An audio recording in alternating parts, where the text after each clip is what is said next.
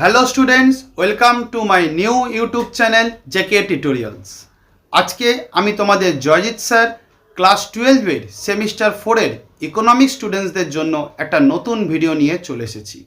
আমরা জানি আগামী 12ই ফেব্রুয়ারি থেকে আমাদের ক্লাস 12-এর সেমিস্টার 4-এর এক্সাম শুরু হতে চলেছে। তো আমাদের হাতে সময় খুবই কম, আর মাত্র 40 দিনের মতো।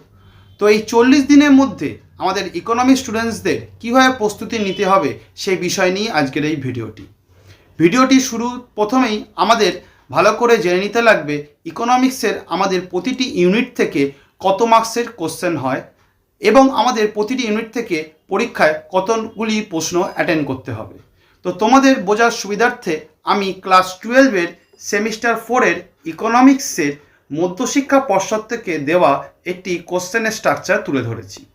আমরা সবাই জানি সেমিস্টার 4-এর এক্সাম আমাদের 40 মার্কসের হয়। সেখানে 20 মার্কস থাকে ম্যাক্রো ইকোনমিক্স থেকে আর 20 মার্কস থাকে ইন্ডিয়ান ইকোনমিক্স থেকে। ম্যাক্রো ইকোনমিক্স থেকে আমাদের দুটি ইউনিট তৈরি করতে হয় এবং ইন্ডিয়ান ইকোনমিক্স থেকে আমাদের মোট 3টি ইউনিট পরীক্ষার জন্য তৈরি করতে হয়। তো এর আগের দিন ম্যাক্রো ইকোনমিক্সের ইউনিট 1-এর কিছু গুরুত্বপূর্ণ প্রশ্ন নিয়ে আমি একটি ভিডিও বানিয়েছি। যদি তোমরা না দেখে থাকো অবশ্যই আমার প্লেলিস্টে গিয়ে সেই ভিডিওটি দেখে নিও। আজকে আমি ইন্ডিয়ান ইকোনমিক্সের ইউনিট 3-এর কিছু গুরুত্বপূর্ণ প্রশ্ন নিয়ে আলোচনা করব। আমরা জানি ইউনিট 3 থেকে আমাদের 2 মার্কসের দুটি প্রশ্ন পরীক্ষায় অ্যাটেন্ড করতে হয়। তো এবারে 2026-এ ক্লাস 12-এর ইকোনমিক্সে ইউনিট 3-এর যে প্রশ্নগুলি খুবই গুরুত্বপূর্ণ সেগুলি আমি তোমাদের সামনে তুলে ধরেছি। তো দেখো, ইউনিট 3 থেকে আমাদের যে প্রশ্নগুলি করতে হবে সেগুলি হলো: 1 নম্বর, পরিকল্পনাকালে মহলানবিশ কৌশল কাকে বলে? 2, আমদানি পরিবর্ততা কাকে বলে? 3, গ্যাট এবং ডাব্লিউটিওর মধ্যে পার্থক্য কী? 4, কোন পরিকল্পনায় মূল ও ভারী শিল্পের উপর গুরুত্ব দেওয়া হয়েছিল? 5 নম্বর, কোন বছর ভারতে নয়া অর্থনৈতিক নীতি গৃহীত হয়?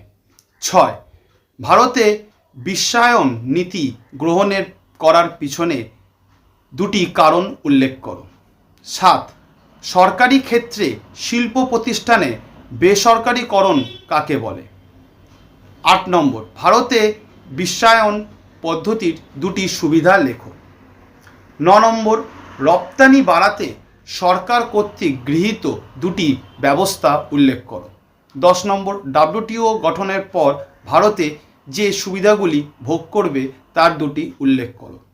11 নম্বর, আমদানি পরিবর্ততা কিভাবে দেশীয় শিল্পে শিল্প রক্ষা করতে পারে তা দেখাও।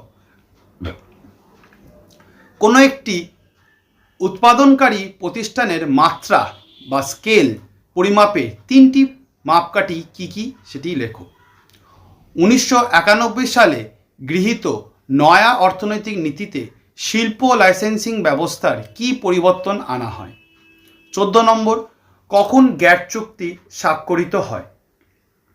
রপ্তানি বাড়াবার জন্য সরকার কর্তৃক গৃহীত দুটি পদ্ধতি উল্লেখ করো।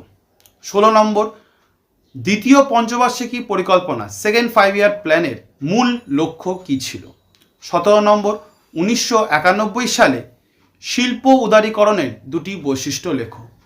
18 নম্বর, মহলানবিশ মডেল শিল্পায়নের ক্ষেত্রে কী গুরুত্ব বহন করেছিল? 19 নম্বর, বিশ্বায়ন ভারতের শিল্পের উপর একটি ইতিবাচক এবং একটি নেতিবাচক প্রভাব লেখো। ভারতের অর্থনীতিতে সরকার সংস্কার পরিবর্তিত হয়েছিল কেন? 21 নম্বর, অন্তর্মুখী বাণিজ্যের কৌশল কী? 22 নম্বর, আমদানি প্রতিস্থাপন নীতি কিভাবে দেশীয় শিল্পে সংরক্ষণে সহায়তা করে ব্যাখ্যা করো। 23 নম্বর, ভারতে অর্থনীতিতে ডাব্লিউটিওর নীতি দুটি প্রতিকূল প্রভাব লেখো। ভারতীয় অর্থনীতিতে ক্ষুদ্র ও গ্রামীণ শিল্পের দুটি গুরুত্ব লেখো। 25 নম্বর, ভারতের শিল্পে বিশ্বায়নের দুটি প্রতিকূল প্রভাব লেখো। 26 নম্বর, এফইআরএ এবং এফইএমএ কী অথবা এমআরটিপি আইন কী? 27 নম্বর, ভারতীয় অর্থনীতিতে ক্ষুদ্র ও গ্রামীণ শিল্প প্রসারে গৃহীত 2টি পদক্ষেপ উল্লেখ করো। 28 নম্বর, ভারতের অর্থনীতিতে ক্ষুদ্র ও গ্রামীণ শিল্পের 2টি সমস্যা উল্লেখ করো। 29 নম্বর, গ্যাট কি? 30 নম্বর, ভারতে নয়া শিল্পনীতি বলতে কি বোঝো?